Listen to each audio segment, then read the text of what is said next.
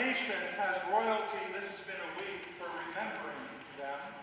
It began with the remembrance of Lincoln's Gettysburg Address on an anniversary year. How many of you remember that address? How many of you had to memorize it? 7 years ago, our fathers wrote for it. How many, do you still recall it? Can you bring it up, the whole thing? I have to confess I'm real good at the beginning, and then I fade, and then I blank. And it's too bad because perhaps the most important part comes at the end. It is rather for us to be here dedicated to the great task remaining before us, that from these honored dead we take increased devotion, so that cause for which they gave the last full measure of devotion, that we here highly resolve that these dead shall not have died in vain, that this nation under God will have a new birth of freedom, and that the government of the people, by the people, for the people, shall not perish from the earth. Forget how in Lincoln's time this government of the people, by the people, for the people was such a fragile institution that it was not to be taken for granted. And ultimately his own death, his assassination, became a testimony to the fragility of democracy, in which we can be scandalized by the one who's duly elected by democratic process, that a single citizen can step up and assassinate the one who is chosen, the elected, our leader. And then to end the week, reminded again on the anniversary of John Kennedy's assassination. Some of us, I know, can remember where we were when that news story broke. How many of you can? I know many of you can. Mr. Royer's science class. That's where I sat. And yet this sense of scandal again comes up, that we live in a democratic system that we idealize and hold up as something that the whole world should emulate, and yet a single citizen, a single person, perhaps a conspiracy, but people can act and kill and assassinate and end the life of one who we place on such a high pedestal today. Our gospel struggles with that same kind of notion between the status we give our royalty and the incredible ability to undermine and destroy them. We have this story of Jesus' crucifixion and the names that are thrown his way. He is the King of the Jews. He is the Christus, the Messiah, they say.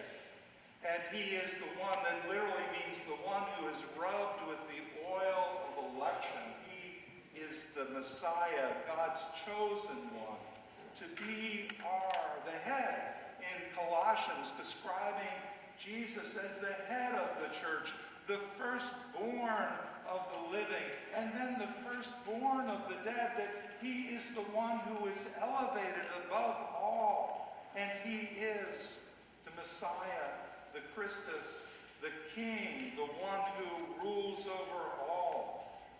And yet we have this exchange that it comes down to the end. After he's being chastised, saying, if you're the king, fix this, set things right.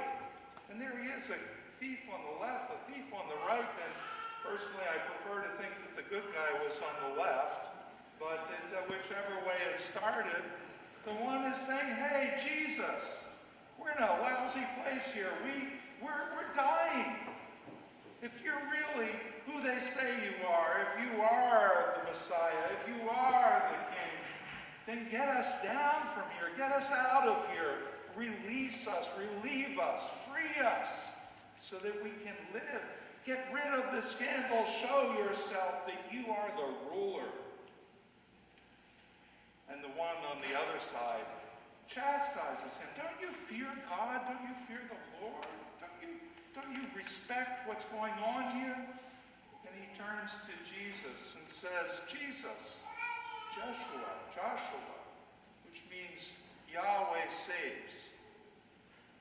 And what does he ask of Jesus? He simply says, remember me when you come into your kingdom. The notion of remembering, some of us remember complete speeches. Others of us remember portions. This idea of remembering that if I ask you, as I often do, this is one of my favorite texts, my favorite trick question, what's the opposite of remember? And I bet you your reaction is forget, right?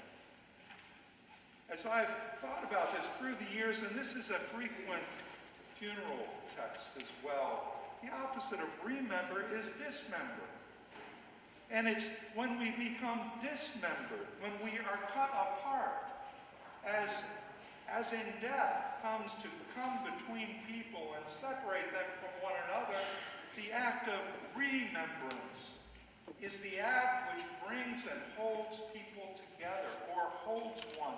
All the reassembly of the pieces. A wonderful Vietnamese myth envisions, as Ezekiel did in the Valley of Dry Bones, that the bones would come out of the ground and be reassembled, and there would be a community of people that would come alive out of the dead, out of being dissected and broken and fragmented into pieces, that new life could come up from that. That's what it is to remember, to take what has been dismembered and put it together. At least in English it makes sense. The Greek comes from mneia, or menoia, which is a word that has two roots. The one is the same one we talked about last week when we were talking about endure.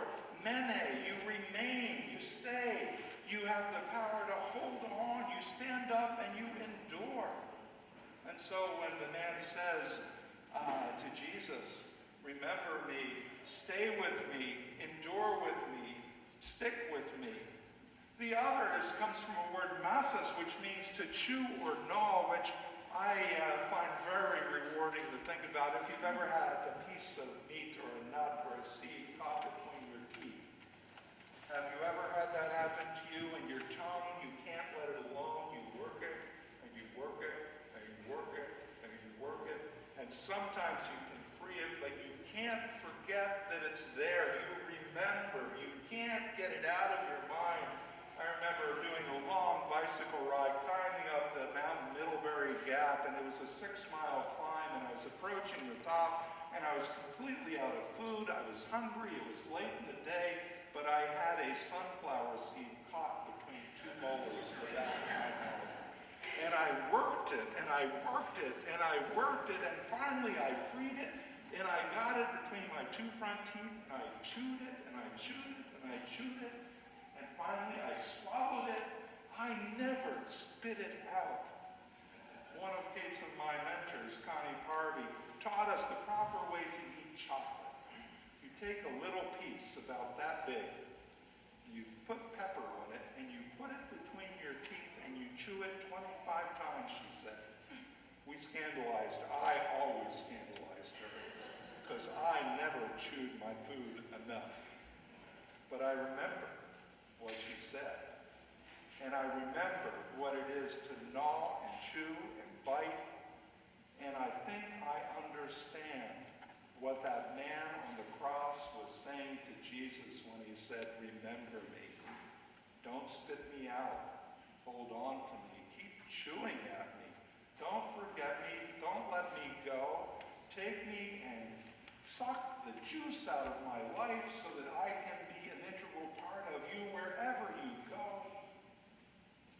Remember, when you come into your orchard, into your garden, that's what paradise is in the biblical imagery. It's always a garden with fruit trees that abound and feed and nurture. And the incredible thing is that it has nothing to do with power. It's interesting to me that when Jerome translated this passage into Latin, into the Vulgata, from which so many biblical translations are done, he inserted, he said, Jesus, Lord, Domine, Emperor, King of Kings, you have all the power. I want this power God to be. I'm talking to the power God. It's as if he couldn't let go, that it would be enough to be remembered, to be held in one's mouth and chewed and unrelentingly, enduringly held on to. He wanted the sense of power coming into his life that could make everything right. But isn't it enough to remember? Isn't it enough to be remembered, held on too tight by one who endures with you forever and takes you wherever that forever goes? This is word of the Lord. This is a plea to God saying, please remember me, hold on to me, keep chewing at me. I am a work in progress, Lord. Stay with me. And Jesus says, you betcha. You're mine. Where I go, you go. I'm going to the orchard.